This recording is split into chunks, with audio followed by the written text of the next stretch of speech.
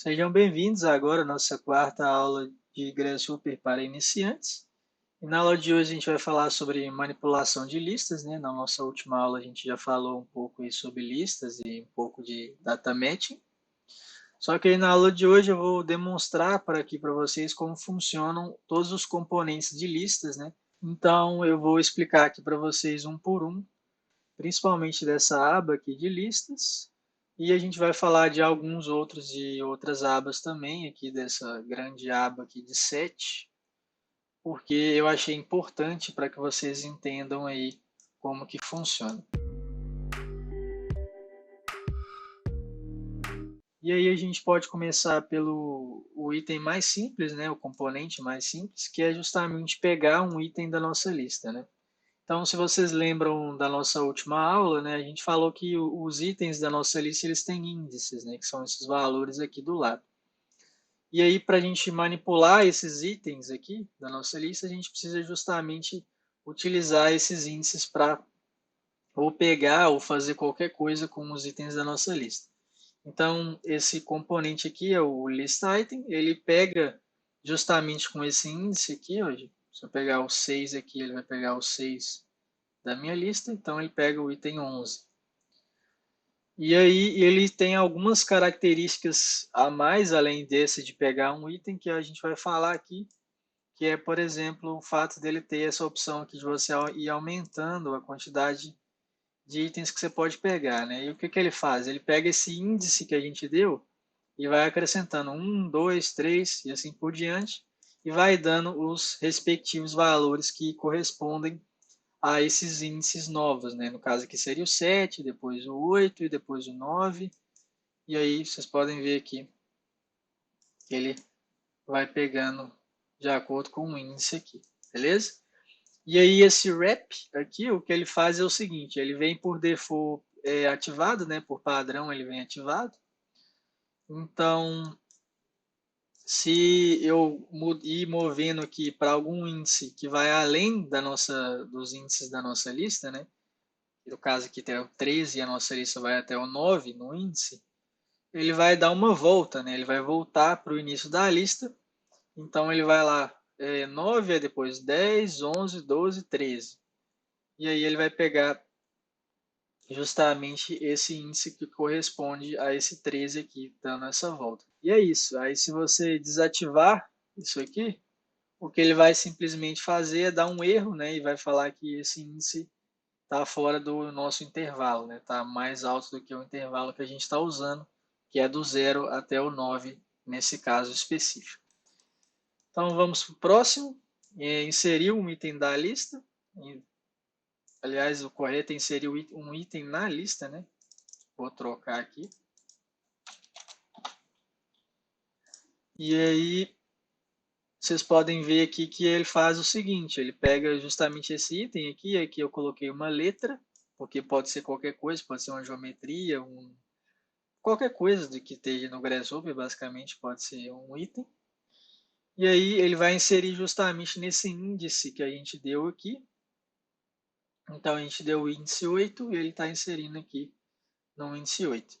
Só que repare que ele está inserindo. Então o que isso significa? Né? Ele não está tirando nada da nossa lista. Então quando você insere esse item na lista, ele vai aumentar a quantidade de itens, só que ele vai pegar os demais itens e vai mover uma casa para frente. Então, o nosso 8 aqui que a gente inseriu no lugar dele, ele está indo agora para o 9 e o 8 agora virou esse Azinho aqui, beleza?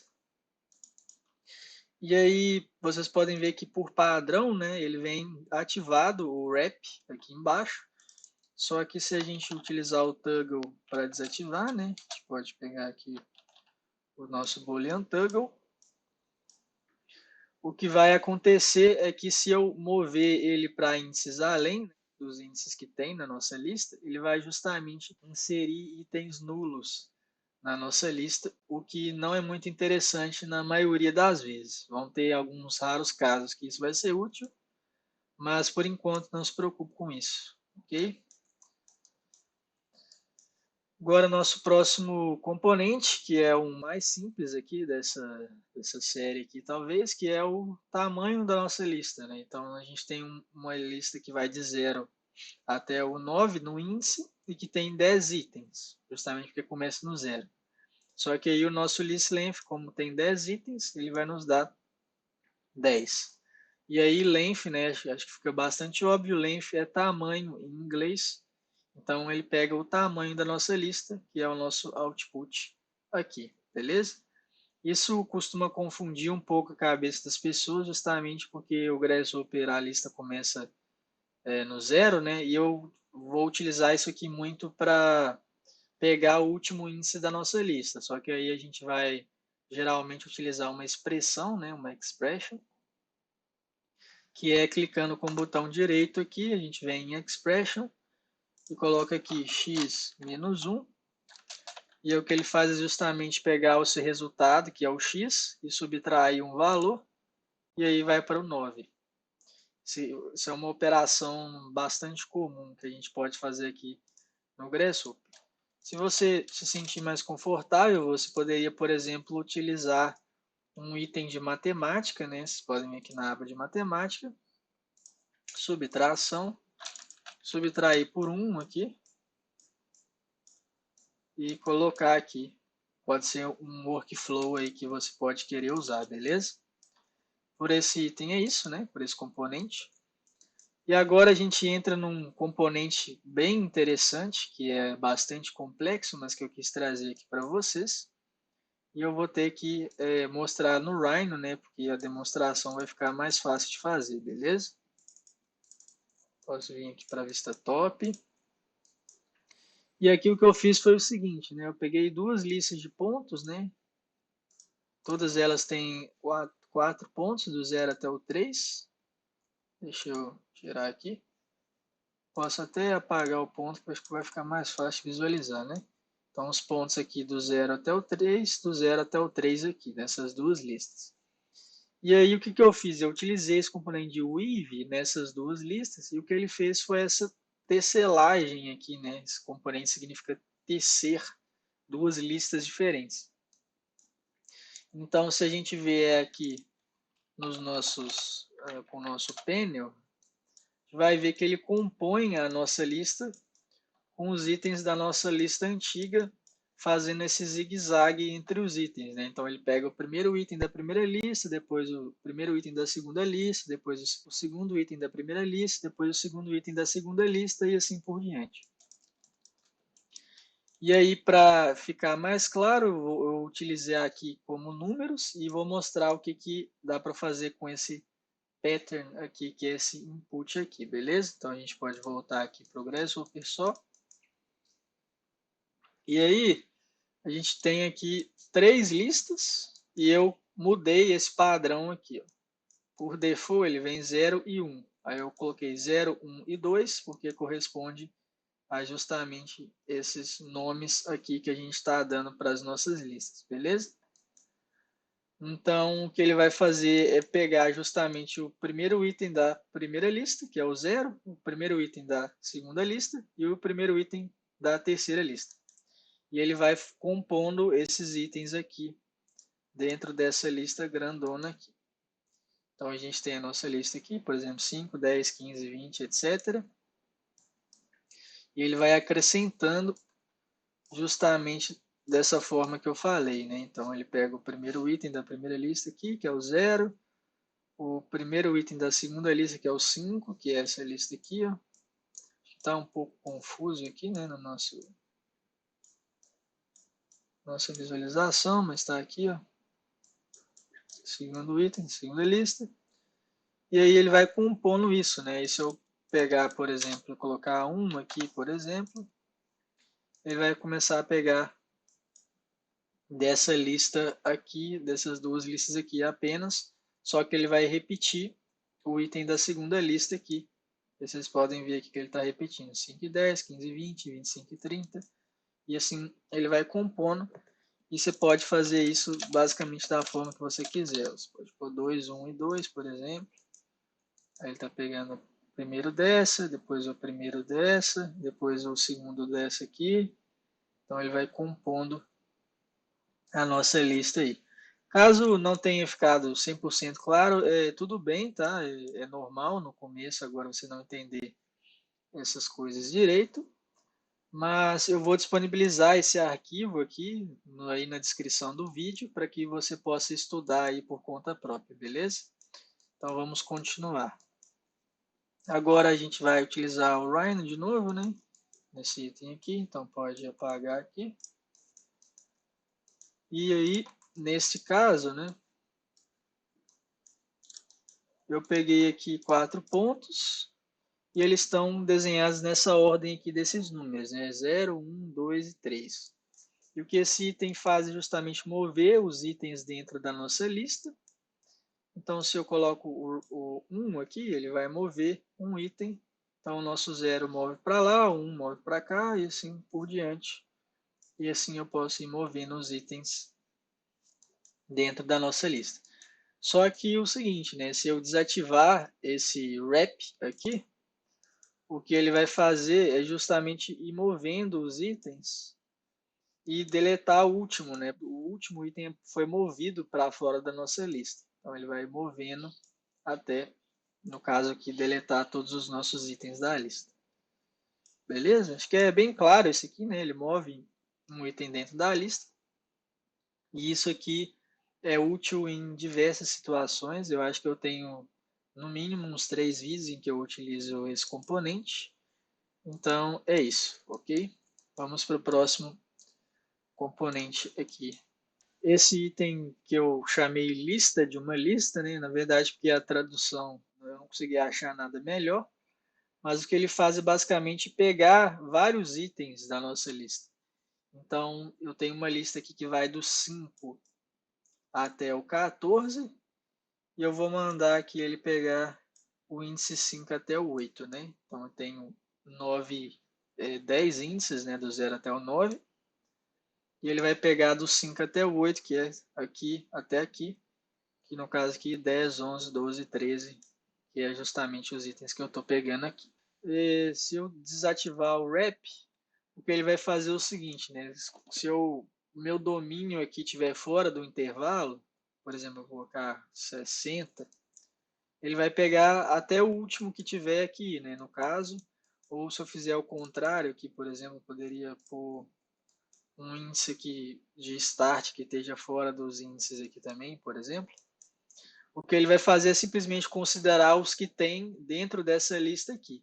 Mas se eu der um true aqui, ó, ele vai fazer uma coisa bastante esquisita, que é bastante contraintuitiva, né, vamos dizer assim, que é pegar a partir desses 5 aqui, aí ele vai 5, 6, 7, 8, 9, e aí quando acaba os itens, ele volta para o início da nossa lista e vai pegando até completar 60 itens, né? Então ele vai dando essa volta até completar, e é por isso que a gente acabou com uma lista maior do que a lista que a gente pegou aqui, né? Ele está dos 5 até os 61, que dá 57 itens, né? 57 itens. E aí exatamente o número que tem aqui, que está 56, mas é bom a gente sempre lembrar que a nossa lista começa no zero. Então, 57 itens. E ele dá como output aqui também os índices, né? Os índices que a gente pegou dentro dessa lista que está toda confusa aqui. E isso pode ser útil, né? Porque como ele deu essas voltas, os índices eles não ficam tão óbvios assim. Então, vocês podem ver que a ordem aqui está meio esquisita, tá? 5, 6, 7, 8, 9, aí volta 0, 1, 2, 3, 4, 5, 6, 7, 8, 9, aí volta de novo 0, 1, 2, 3 e assim por diante, beleza? E agora vamos para o componente de dividir uma lista. Então, o que ele faz é óbvio, né? Ele divide uma lista em duas listas diferentes e ele divide a partir de um índice, né? Do índice que a gente já falou tanto aqui. Então, quando a gente der aqui o índice 5, que a gente deu aqui, ele vai dividir a partir do 5, sendo que ele sempre pega esse índice e coloca na outra lista, né? Então, se eu der o índice 4, ele vai deixar o 4 nessa lista, pegar os próximos e assim por diante. E aí eu posso mover aqui para que vocês vejam o resultado. Mas é bastante intuitivo. Ele vai nesse item da lista e aí a partir desse item ele vai dividir e fazer outra lista, né? Então, beleza. Vamos para o próximo item. Esse aqui é substituir um item da nossa lista, que é basicamente a mesma coisa que esse item aqui faz, só que em vez de inserir e mover os demais itens, ele vai substituir. A gente pega o nosso item 9 aqui, por exemplo, o índice 9, e substitui com qualquer coisa aqui. No caso, eu pus 100, e aí se eu for movendo, ele vai também fazer isso aqui. E aí, se nesse caso aqui, se eu desativar, em vez dele inserir itens nulos, ele vai simplesmente não funcionar, beleza? É isso que vai acontecer com esse componente aqui. É bastante intuitivo, né? Basicamente troca um item da nossa lista por qualquer coisa que a gente quiser aqui. Bom, agora a gente vai dividir a nossa lista com um padrão, que é o famoso dispatch. A gente vai utilizar muito esse componente em diversas situações. E ele é muito útil para que a gente possa criar regras, né, na nossa definição, para justamente separar em duas listas e assim a gente pode ter dois caminhos de script diferente, ou a gente pode pegar uma lista só e aplicar essa regra para alguma condição que a gente queira, né? E aqui, por exemplo, a gente tem uma series normal que a gente fez, uma lista de 0 até 9, e aí a condição que eu dei foi que os itens fossem maiores do que 4. Então, tudo que é maior que 4 vai para o A e tudo que é menor do que 4 vai para o B. E aí, no caso, esse item, o que ele pede, né? Esse componente, o que ele pede? Ele pede um padrão, né? E esse padrão ele tem que ser de verdadeiro ou falso, como a gente pode ver aqui, ó. Que é justamente o que esses itens de operadores lógicos, né, vão dar para a gente, né? Então, a gente pode... No caso, esses aqui não, tá? Esses aqui de igualdade, larger than, smaller than, similaridade, todos esses itens eles dão para a gente listas de verdadeiro ou falso. E é claro, a gente pode também, se a gente quiser criar isso manualmente, é possível, a gente pode digitar aqui false, true, true, e colocar aqui, por exemplo, só que aí, nesse caso, né, ele vai falar data conversion from text to boolean, mas é porque a gente não clicou aqui e deu multiline data. E aí ele vai aplicar esse padrão de verdadeiro ou falso, né? Então, se é falso, ele tira da nossa lista, então vai para a lista B. E se é verdadeiro, ele mantém, então fica na lista A. Beleza? É isso que esse componente faz. E aqui nesse caso, por exemplo, tem o larger than 4, né, que é maior que 4, mas a gente pode pôr maior ou igual também. E aí, tudo que for igual ou maior do que 4 fica nessa lista, e tudo que for menor fica nessa lista. Basicamente é isso que esse componente faz, é bastante útil em diversas situações, a gente já utilizou ele em vários vídeos aqui do canal. Então, é isso. Agora, o nosso próximo item vai ser deletar um item da nossa lista, que é bastante semelhante ao que o nosso list item faz, só que ele não tem aquelas opções, né? Porque justamente ele tira um item e mantém os demais itens, né? Então, a gente pega o índice aqui que a gente quer, então, pegar o índice, sei lá, 7, por exemplo, que é o número 7, vocês vão ver que o 7 foi tirado aqui da nossa lista. E nesse caso, se a gente desativar o wrap, né, e colocar, ele vai simplesmente não funcionar, ok? É isso, é bastante simples. Ele deleta um item a partir do índice que você quer, né, que são esses números aqui. Beleza? Agora a gente pode ir para o deletar com um padrão. Esse item é bastante útil, eu utilizo aqui no canal já algumas vezes. E o que ele faz é justamente muito parecido com o que o dispatch faz, só que ele vai replicando esse padrão infinitas vezes, e em vez de ele dividir a nossa lista em duas vezes, né, em duas listas separadas, ele vai simplesmente deletar os itens e deixar os itens que foram restantes. Então, tudo que tiver true, ele deixa, e o que tiver false, ele tira. Só que ele vai refazendo esse padrão aqui. Então, ele pega a nossa lista aqui, ó. Se o primeiro é falso, ele tira, o segundo ele deixa, o terceiro ele tira, aí depois ele volta de novo. Aí o quarto ele tira, o quinto ele deixa, e o sexto ele tira, e assim por diante, vai replicando isso até completar todos os itens da lista, né? Até testar para todos os nossos itens da lista. Beleza? Então vamos para o próximo item, que é deletar com uma frequência. Basicamente ele vai pulando de acordo com esse valor aqui, né? Então ele começa no item 5, então 4 aqui da nossa lista, começa no 0, né? Então ele pega o 4 e deleta, depois ele conta 5 casas, aí pega o 10º item e deleta, depois o 15º e deleta, o 20º e deleta, depois o 25º e assim por diante. E aí a frequência vai determinar justamente isso. Ele vai pegar aqui no caso o segundo e deletar, que no caso é o 1 aqui, depois o quarto, depois o sexto, depois o oitavo, e ele vai deletando de acordo com esse padrão que você der. A única coisa que você não pode fazer é dar um 1, porque se a frequência fosse 1, ele deletaria todos os itens da lista, né? E se for 0, também não serve para nada, porque aí a frequência 0 é igual a 0, então não vai deletar nada e ele não funciona, beleza? Então agora a gente pode ir para o nosso último componente que a gente vai falar nessa aula, que é um componente que eu utilizo muito, que é o merge, né? Então eu vou deixar ele aqui sem o graft, aqui, sem o flatten. E aí o que vocês podem ver é o seguinte, né? Ele tem duas listas aqui, uma começa no 0 com um step de 6, né? Então 0, 6, 12, 18, 24 e assim por diante. E uma com o start 0, o step de 1, então 0, 1, 2, 3, etc.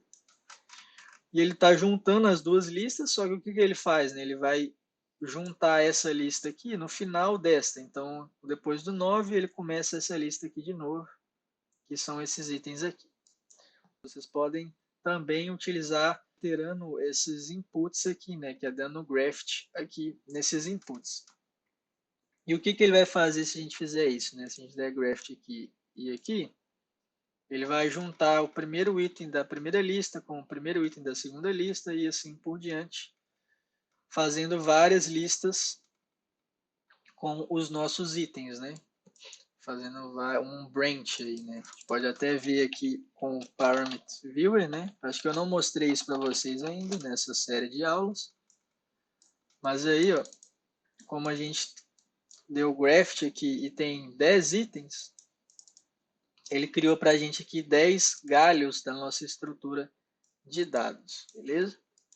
E aí, se eu quisesse juntar tudo isso aqui numa mesma lista, mantendo essa ordem aqui, eu posso simplesmente dar um flatten aqui, que ele vai fazer justamente isso, né? Primeiro item da primeira lista, segundo item primeiro item da segunda lista, segundo item da primeira lista, segundo item da segunda lista e assim por diante.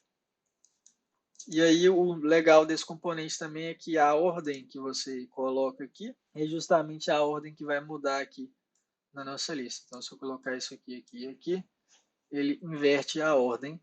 E você pode pôr quantas listas você quiser e aplicar o graft ou o flatten para ter diferentes resultados. Por essa aula é isso. Eu espero que não tenha ficado muito abstrato algumas coisas que eu falei. Espero que vocês tenham gostado. Se você gostou, deixa um gostei aí, que é muito importante. Se inscreve aqui no canal, ativa o sininho. Eu vou deixar, como eu já falei, esse arquivo aí na descrição do vídeo para que vocês possam estudar. E é isso, até o próximo vídeo.